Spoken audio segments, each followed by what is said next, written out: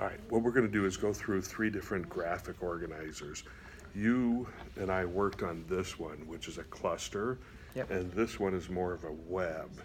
And I'm going to talk about the difference in a second. This one is a chronological, but kind of remember back when we first did this cluster, what did it help you do? Do you remember the first time I introduced it to you and you were kind of like, oh, I don't know if this is going to work? Yeah. What did it, how did it help you? Well, the thing is, I didn't have any ideas, and we're doing I think personal statement number one for my senior portfolio, yeah, and I didn't have any ideas, and you helped me to like have the principal idea, and from there move to other places, and pretty much make my blog go to my brain and think about ideas, like brainstorming. I think so. Great brainstorming. Perfect. Yeah. Well said. So what you're going to do is you're going to take this here, and what you're going to do is you're going to, this is a cluster. Now we did it where there was a circle cluster, In the middle, yeah. and then we branched out from there. This one is taking it where you're going to put an idea. Just start, get the blood flowing to your brain, as you said. Brainstorming, throw some kind of word there. But you could also change that word too, right? You don't have to stick to it. In other words, if you start a cluster and you're like, oh, I don't want to go that direction, you can just rewrite. So this just helps the flow of your thoughts begin to write things down. So we were doing something, I think, what was the paragraph on? Personal statement number one for my senior profile. And so you had to put down your, What I want to be and why and what make me special, pretty much. do you remember what you put here in this first Yeah, one? I remember I want to become a police officer, so we had experience like to show my determination would be like when I was in football, and from there we showing So then you would put football here, and then there you would describe the football. and the So what you struggles and did, everything. Yeah. the struggles, perfect.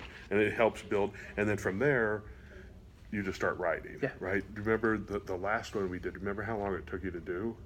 The last one we did, not too long, like 3, 4, 5 minutes. Yeah, 3 or 4 minutes. So you just write down some ideas, and then you start writing your essay, rather than sitting there for a half hour going, what am I gonna write, right? So that is a cluster. Then a web is a little bit different. A web is to help you connect your thoughts. So a web is kind of like a spider web where it's gonna, you've seen on some branches this beautiful spider web, and there's these lines that go out and they build from each other. The spider builds off of those lines. And so this one here is you're going to connect your ideas. It's similar to this one, where this one is a flow of many ideas that are connected. This one you're going to begin with one idea, and then you're going to follow a line with that idea. You're going to do a linear, or a linear means a line. And so here it'd be similar to football, and then you would go to practice, and then you would kind of describe that. But what you're doing in this one is you're looking to add evidence for your writing. And so each one would begin to build a kind of a body part of your paragraph. Yeah. Okay? Okay. Yeah. So this one is for like this can help you more for like doing body paragraphs, like for essays. And this one is just like make ideas from this Getting one. the ideas. Yeah. This one you're actually building your essay. Because this one would begin to say body, you know what a body means in an essay, body number 1, body number 2, body number 3. And so you begin to create your essay there, where this one is just doing ideas, getting the ideas flowing. And then this one's a little bit different. So this one is a linear. Have you done this one? I don't think we haven't worked on this one. No, not really. So this one is perfect for history or science, and I think you're done with your sciences. Yeah, I'm the one. You're still in a history class, though, right? Econ and government. Yeah, but those, well, close to history. I think econ may not be history, but the government's definitely, that's a history class. And so this is a chronological of events. And so these circles could actually go right in a row. They just build them here for ease of use on a piece of paper. So the first one, let's say we're talking about your life. And so this would be the day you were born. And then the next one would be maybe when you started school. And then the next one would be when you finished elementary school and started, I don't know, just finished elementary and then started junior high. So it's a chronological order of events. Yeah. you finally get here where you're graduating. You're done. Yeah, I almost finished. In 3 months? Oh, I think so. 3, 4. Yeah. Kind of close. Yeah. Okay. So when if I were to say to you, all right, Alfonso, I want you to write an essay and tell me the events of the Civil War, which one would you choose? Well, okay. Can I choose more than one? You can do whatever you want. It's your essay. So tell me how you would use them in doing that. The events of the first of all, do you know what the Civil War Yeah. is?